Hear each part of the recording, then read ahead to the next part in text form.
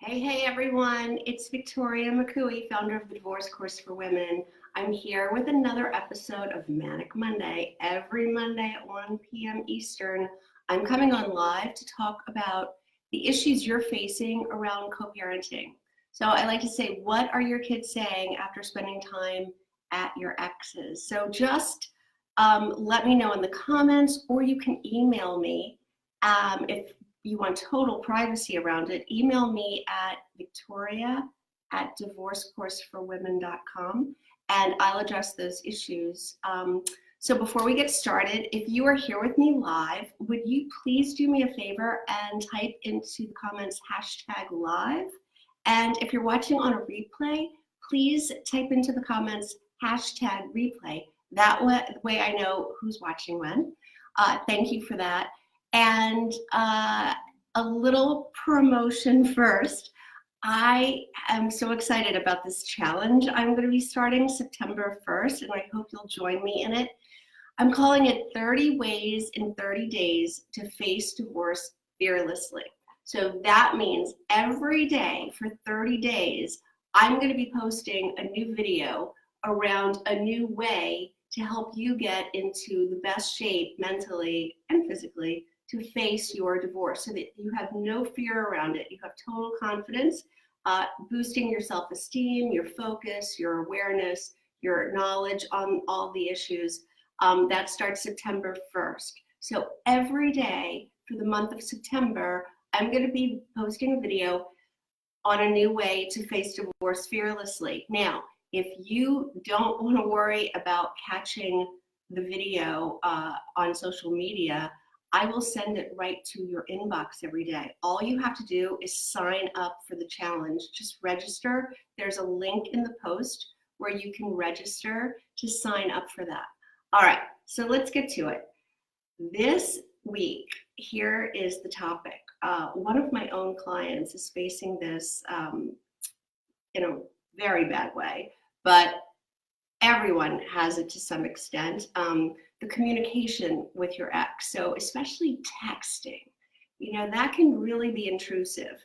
We're all so addicted to texting, and you get that dopamine boost every time you hear that you have a text. So it's really hard not to read a text, right? I mean, we're human. We know that somebody's trying to reach us, and it's a knee-jerk reaction.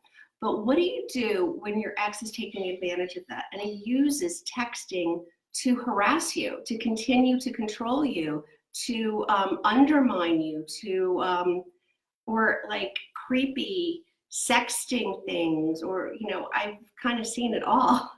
So here's some advice around that. Whenever there's an issue, what do? You look at the different forks in the road. Which way should you go? What are your options?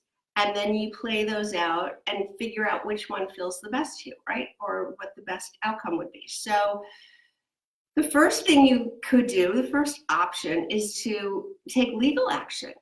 You can get the courts involved. You can go to the police and say that this is harassment. All right, so let's play that out. What happens then? It could cost money. You could have to go to court over it. It's not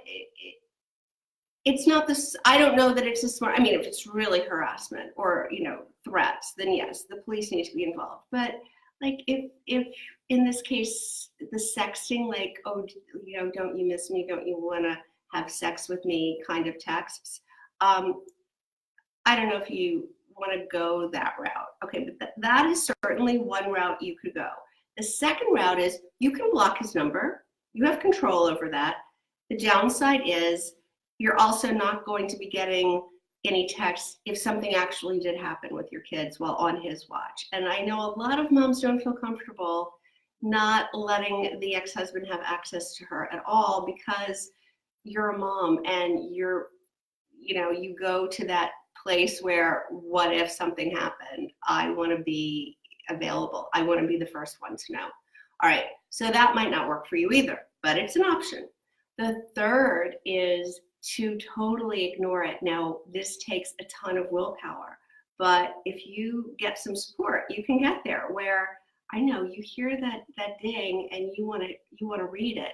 But I do have some clients who have the self-control not to read the text. They forward it to me and I read it. Doesn't bother me, right? It's not my situation. So I can just distill it and I can let my client know if there's anything that she needs to know about, if there's any real information, or is it all harassment or just emotional control or whatever. Now, if you don't have a divorce coach to do that for you, then you might have a friend or relative or somebody very close to you who might be able to do it. Now, in that scenario where you're sharing the text, I think it's a great way to have control if your ex knows that you're sharing these texts. That might just stop them from happening. Say, yeah, I have a good friend who I'm sending all these to because I won't read them. And I just want to know if there's any information. So you don't know who this is, but somebody's reading all the texts. They're yours to share. He's texting them to you. There's nothing that says you can't share them, right? So I think that might just stop it. All right, those are the 3 options. Play them out in your mind, figure out which one seems best, and do what works for you. All right, so if you would like to have a personal consultation with me to talk about your own situation, or to see if we might be a good fit if you'd like to work with me, then you can always book a free call. There's a link in the post to my scheduling calendar, and you can book one at your convenience. All right.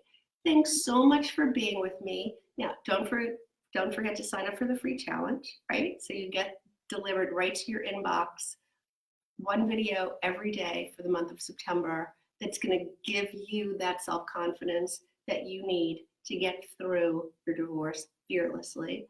And also sign up for a free call if you like. Okay, thanks for watching, and I'll see you next week.